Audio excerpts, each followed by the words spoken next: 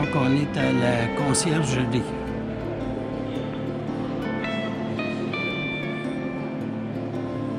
Ce qui est exceptionnel, c'est l'escalier ici.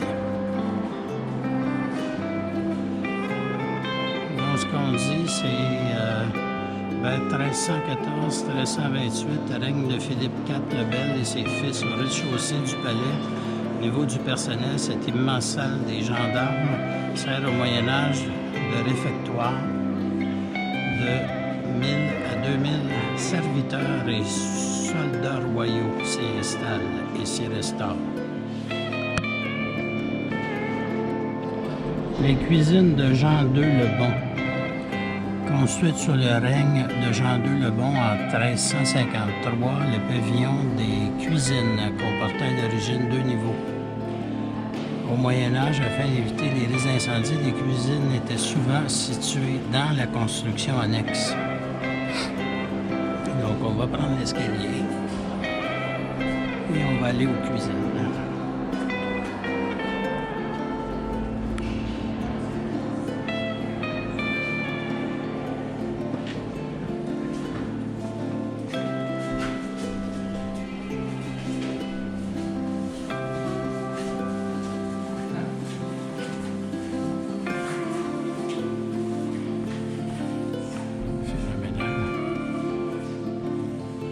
Un foyer, une cheminée, on devrait dire, qui est maintenant murée.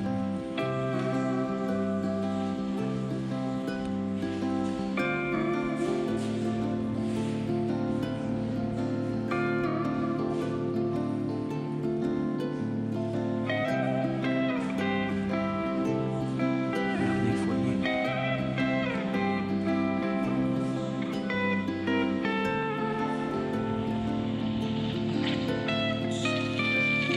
Ça, c'est l'intro. Cuisine du commun. 8 janvier 1378. Règne de Charles V le Sage. La cuisine du commun est édifiée vers 1350.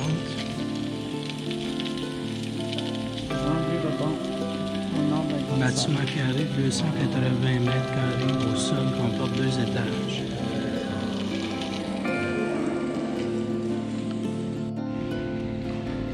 Donc, on voit la réalité augmentée sans bouger. Donc, on voit les tables, le foyer. Donc, si on clique là-dessus, cheminée destinée aux cuissons lentes. Les plats avec des tartes, etc.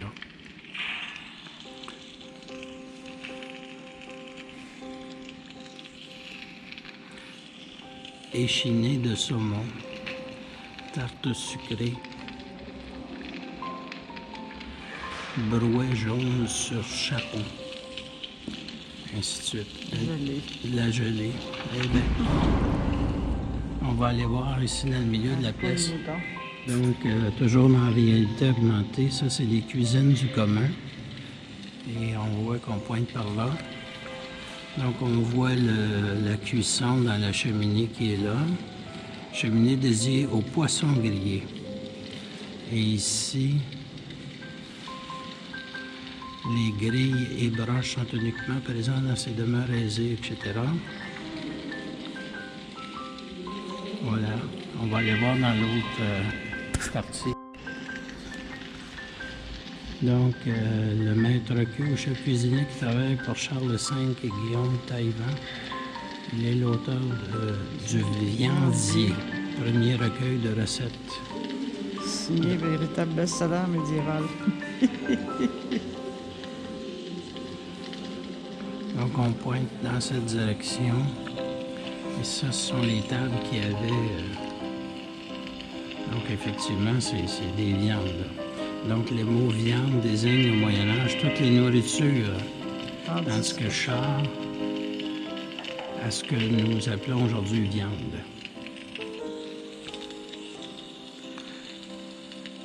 Dans la cuisine noble, il y a peu de légumes. Tout ce qui est plat de la terre est plutôt pour les classes les plus basses. Tout ce qui est dans les herbes. Amène-le donc dans le coin là-bas. On va aller ici.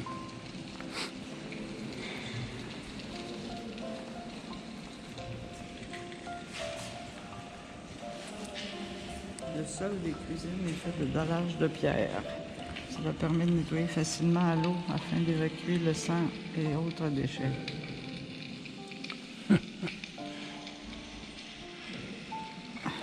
C'est vraiment intéressant, ça.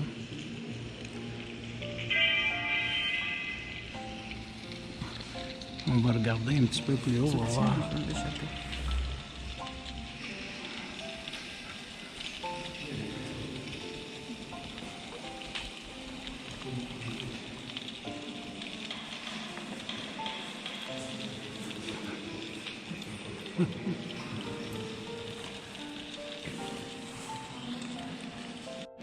Donc, on va sortir des cuisines. On regarde ici l'escalier, comment il est fait. Il n'y a pas accès, là, on peut juste aller vers la cuisine. Donc, on revient à la salle des gendarmes et voici. Je suis pas capable.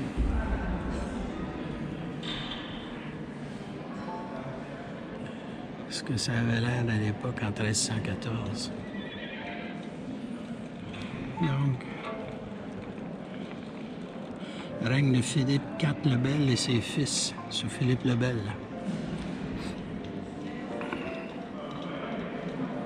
Les tentures ont été déployées afin d'isoler. La réunion des enquêteurs réformateurs du reste de la salle. Ah ben oui. Ça, c'est les quitants. Ah bon.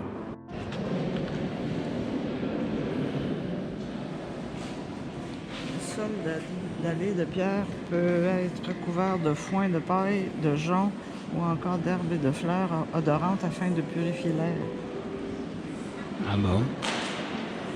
Ça devait être enfumé pas mal. Et si tu pointes là, y a pas, on la voit pas, la cheminée? Ben non. Bon, Donc, le banquet des trois rois, banquet diplomatique avec le roi de France, Charles V. Qui aurait lieu ici, hein, c'est ça que je comprends. On va s'éloigner. Donc, on est dans la salle des gardes, c'est ça? oui. C'est le règne de Louis XVI. Oh là là, 1774-1792. La salle des gardes est située sous la grande chambre du Parlement, dont elle partage les mêmes dimensions.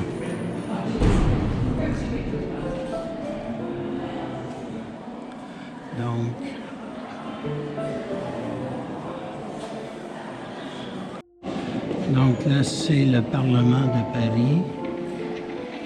On va regarder le texte.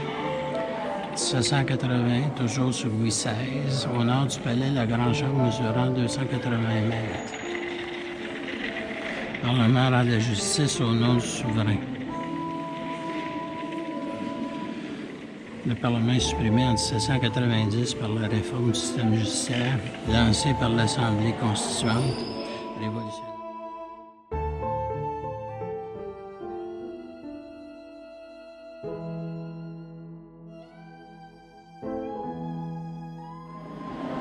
Là, on est à peu près en 1793 et c'est le tribunal révolutionnaire, donc tribunal révolutionnaire avec des places occupées par le public. Et gens du peuple, journalistes, mais aussi proches des accusés s'y pressent. Le palais de la Cité. Et comme on est sur l'île de la Cité,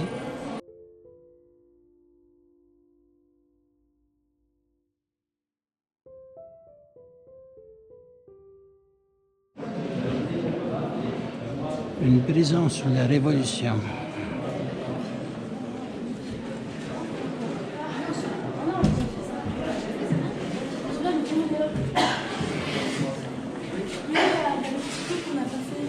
Le geôlier qui était ici, non, ça c'est une cellule.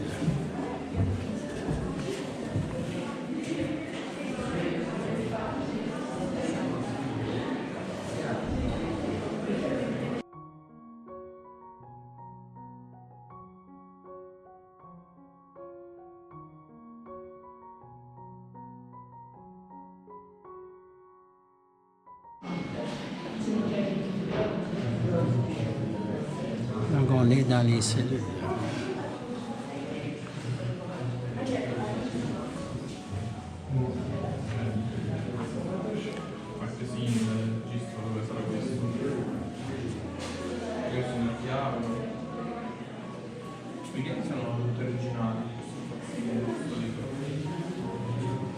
La vie quotidienne.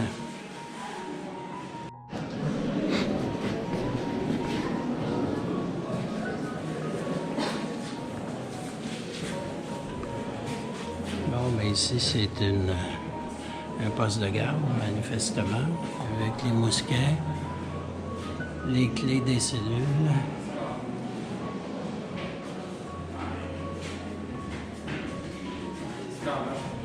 Des pics.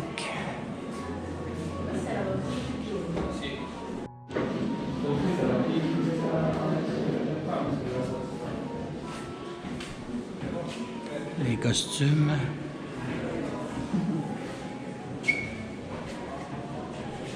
Encore une fois, une pique ici. Une lance. Et là, on va prendre l'escalier pour monter au deuxième étage.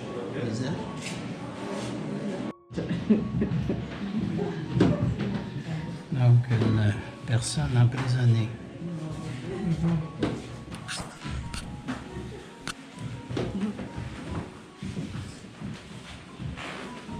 Comme on a vu, il y avait des condamnés, des acquittés, et ainsi de suite.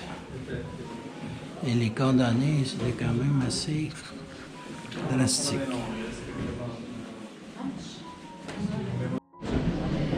Merde.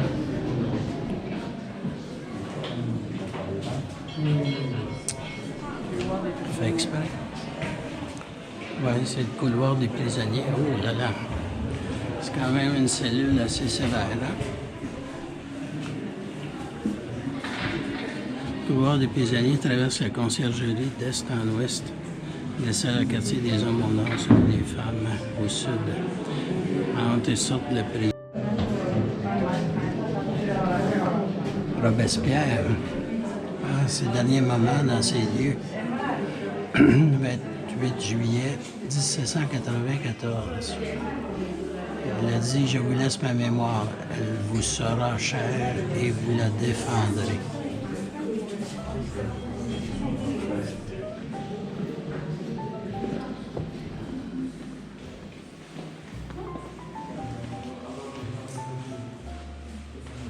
La chapelle expiatoire, c'est l'ancienne cellule de Marie-Antoinette.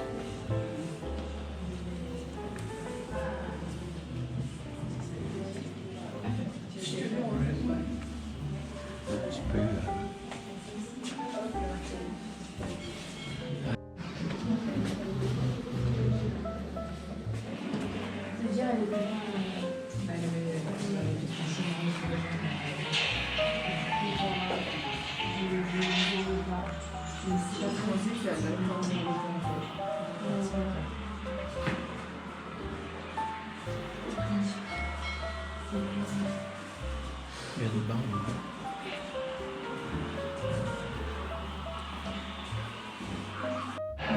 Viens ici. Viens là. Là.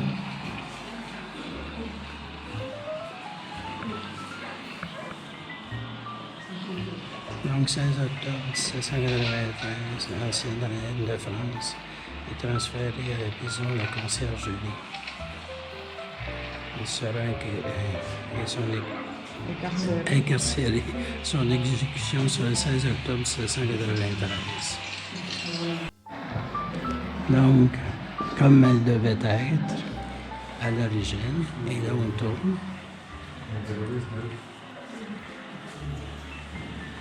On tourne. On regarde la fenêtre. Et là, ce que ça a l'air aujourd'hui. Parce que maintenant, c'est une chapelle. Et on s'en va par là.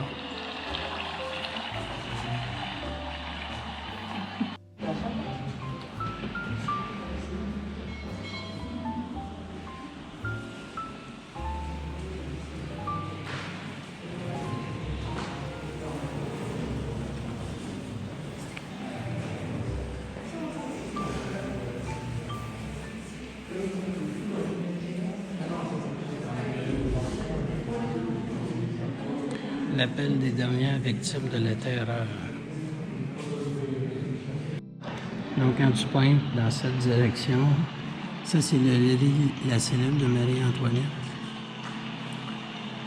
Et ça, on tourne un peu. OK. À gauche. Et on voit les... Et dans cette direction-là, non. Là, mesdames. Le confessionnal du 19e siècle.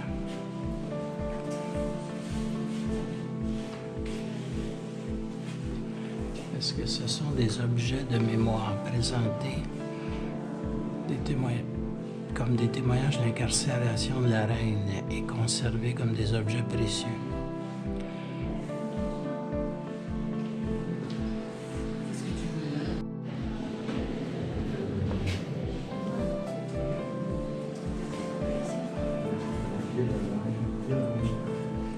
Ce sont peut-être des objets qui ont vraiment appartenu, sinon.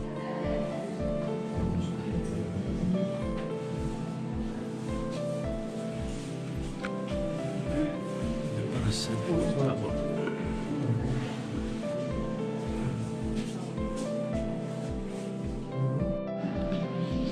Donc la sentence, à 10h30, les juges et le greffier se présentent dans la cellule.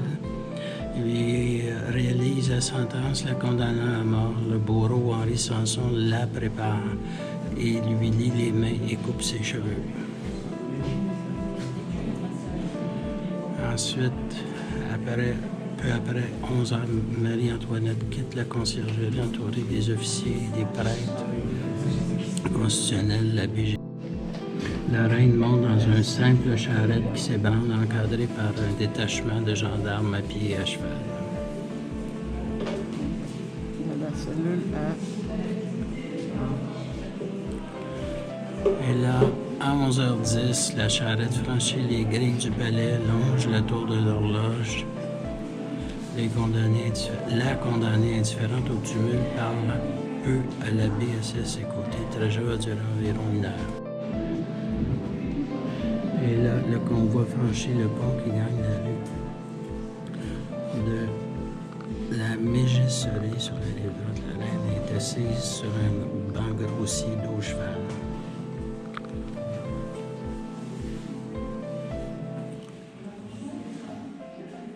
Bon. Et là, elle va être à la fenêtre du café de la Régence, assiste au passage. Au bout de la rue Saint-Honoré, la charrette tourne à gauche, rue de la Révolution, actuelle rue Royale. Des canons ont été installés dès l'aube à tous les carrefours et sur toutes les places. Les rues ont été interdites à circulation.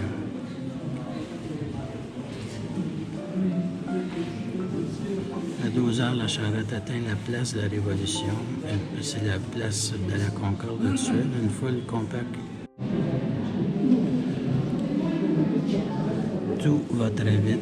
Marie-Antoinette gravit les marches de l'échafaud. Après une courte préparation, le couperet tombe devant une foule subitement devenue silencieuse.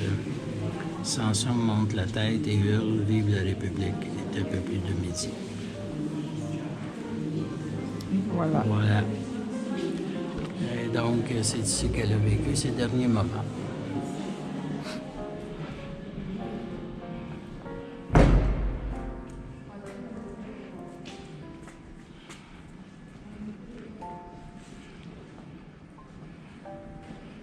On est sorti par la petite porte. Suite de la visite.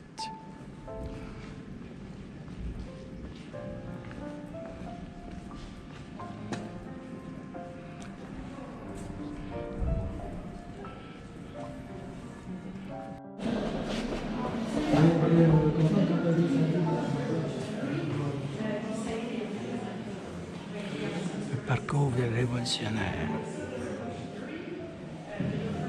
On était ici tout à l'heure.